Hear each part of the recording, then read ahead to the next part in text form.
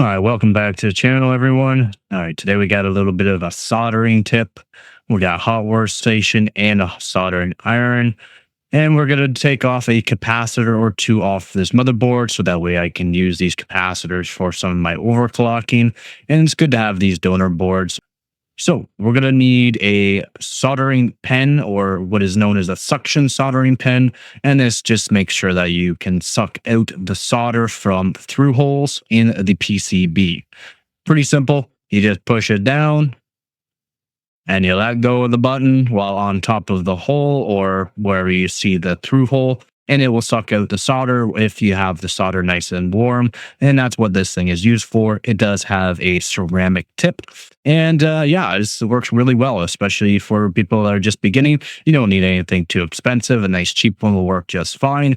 Just know that the suction might not be as good as the higher end models.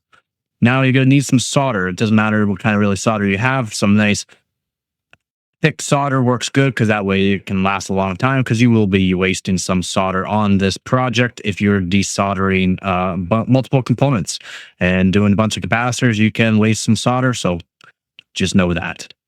So I will be making sure that I use this hot air workstation here, just wave around this around multiple areas. So that way it's a lot of surface areas, a lot of copper in this. So it will absorb a lot of the heat. And I want to make sure that I can get this area nice and warm. So that way when I take a soldering iron to it with this extra solder, that way it will actually heat up and give me enough heat. Well, it'll give me enough heat onto it so that way the solder does not solidify too quickly. So that way I can suck it up with the actual sucking tool. Pretty easy. And then, yeah, as I showed there, I will be using this solder just to make sure that I can make sure this stays heated long enough so I can suck out the solder. So then I'm just checking. If I see that it does flow a little bit with the hot air, I know I'm well above the temperature to switch over to the actual soldered iron. You don't need to do that. Just make sure you preheat the board.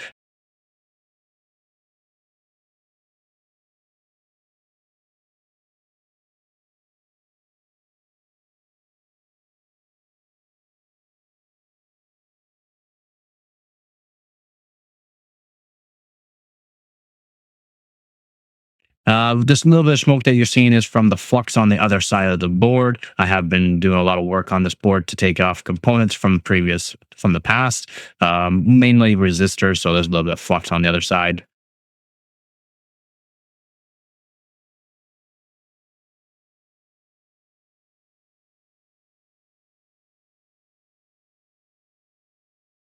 And as you can see, that capacitor came off very, very easily. I mean, very, very easily.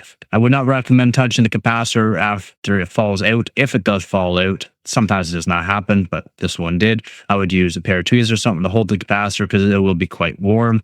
And there you go. That was quite easy on this one here. I will be showing the next one where it does take a little bit more work to get the capacitor out, and that's going to happen sometimes. Sometimes the capacitor might take a little bit of work. So what I'm going to do here is patch up this work here, get rid of all of this solder and the holes here. And it's going to make sure that if you're doing this on another PCB, on something that you're going to be using it on, this is the technique they want to do. And then I'm just going to reheat the board a bit here, make sure it's nice and heated up, and then suck up any of the solder that's on it and through the through holes. Boom. So as you can see, we can see right through the board again. There's no solder. Again, a little bit of smoke just from the flux from the other side. I've not burned any other components on the other side. It's just some of the flux. So next off here, we are going to do the other hole because I did not get it all the way done. And then we're going to work on to the next capacitor where it does take a little bit more work. And that's just fine. Some capacitors might take a little bit more work than the others. There might be more copper in the area. So we're going to go over to the one right beside it. And as I'm showing right here, all the solder is taken off of it. The one hole is a little bit bigger than the other hole, and that's just part of the design. So that way it can handle different size capacitors, because not all capacitors are the same size. And as you can see, I put the needle nose tweezers through the holes. It's nice and clean, and we'll move on to the next one. If you're just using a donor board, you don't have to worry about cleaning it up. I will clean it up at the end of this video here. Just use a toothbrush and or a scrub brush to clean up the actual PCB, so that way it looks nice and clean and ready to go. So we'll take off this capacitor here next, and then you just want to make sure you're taking off and heating up the appropriate area, and that's the area there. There is a little bit of copper in this area, so this is why it took a little bit more work.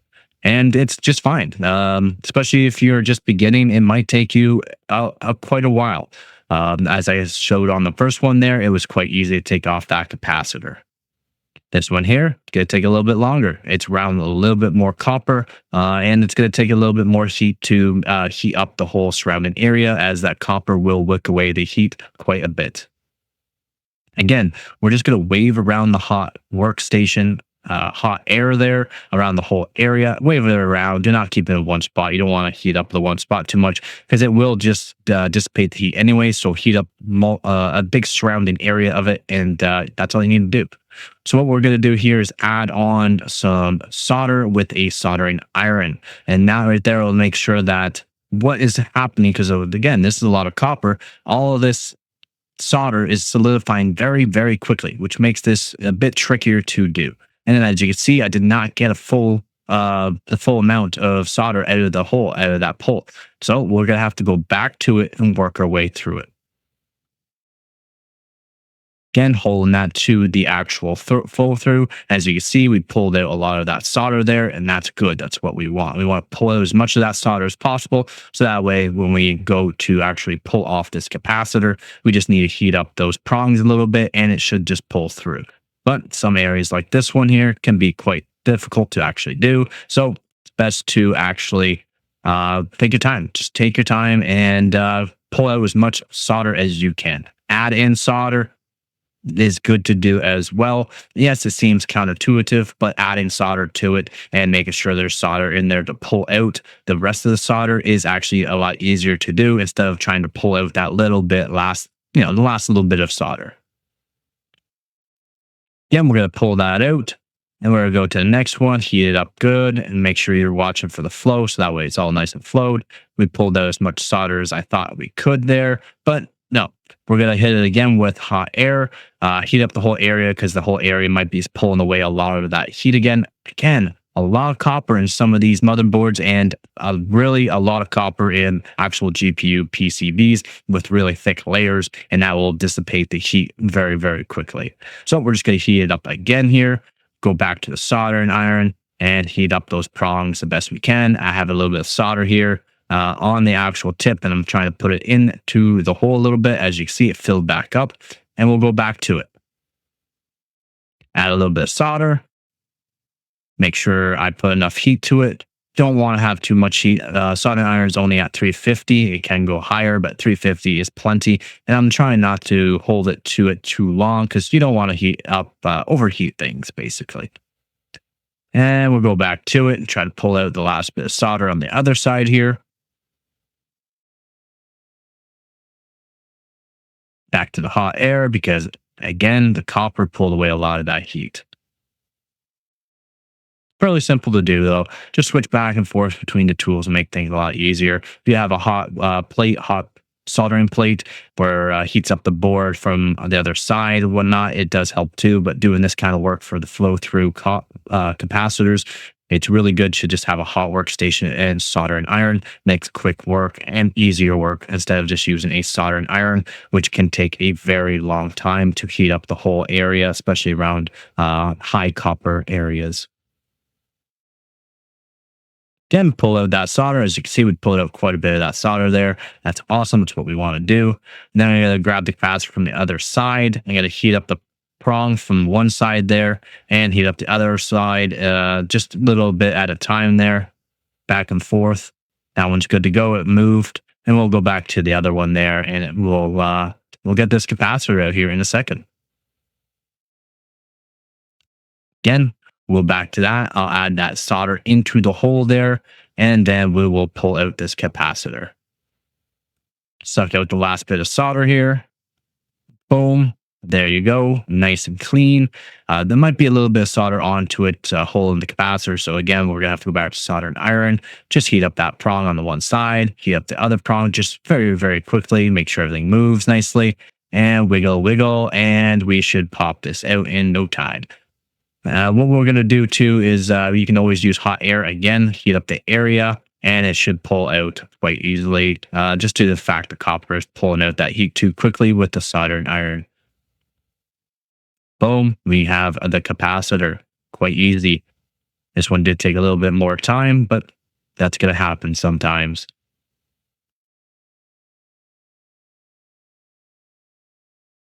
There you go.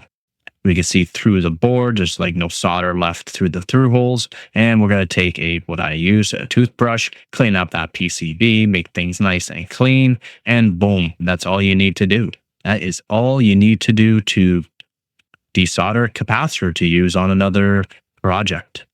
Again, good to have donor boards, either GPUs, motherboards. Every kind of electronic device has a lot of capacitors, resistors, MOSFETs, voltage controllers. And when you're doing hardcore overclocking like I do, it's good to have donor boards just due to the fact that I'm going to be adding capacitors to GPUs. I'm going to be voltage monitoring. I'm going to be also doing no power limit mods. And that's all we got to do.